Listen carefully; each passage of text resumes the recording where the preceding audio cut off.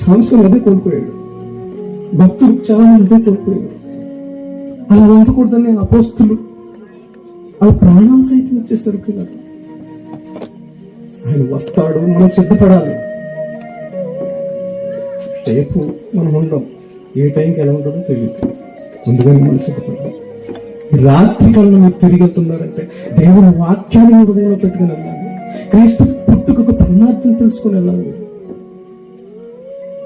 ఎందుకు ప్రయాసం? ఎన్ని సమస్యలు ఉన్నా సరే, ఎన్ని బాధలు ఉన్నా సరే, ఎన్ని ఆగదొక్కుతున్నా సరే, అలా దేవుని కోసం పోరాడుతున్నా అంటే పిల్లరా, నేను తెలుసుకున్న ఆ రుచి, నేను తెలుసుకున్న ఆ సత్యం, నేను తెలుసుకున్న ఆ ప్రేమ మీరు కూడా పంచుకోవాలని, ఎవరు నశించుకోవడానికి ఆయన ఇష్టం. మీ క్వశ్చన్ తెలిసి చెప్తున్నాను.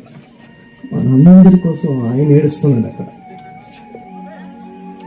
ఆయన ఏడుస్తున్నాడు. మనం ఏడవకూడదని ఆయన ఏడుస్తూ బాధపడుతూ, అసలు స్వస్థత అంటే, పరిశుద్ధత అంటే, పాపం లేకుండా ఎలా బ్రతకాలంటే నేనే వెళ్ళాలి భూమి, ఇంకెవరు వద్దు, నేనే వెళ్ళాలి భూమి. ఆయన సవాలిస్తుడండి, సవాలిస్తుడు. నాలో పాపం ఉన్నదని ఎవడైనా స్థాపించగలరా? ఆయన ఎలా ఉన్నాడంటే, ఆయన కుమారులు మనం ఎలా ఉండాలి, ఎలా ఉండాలి?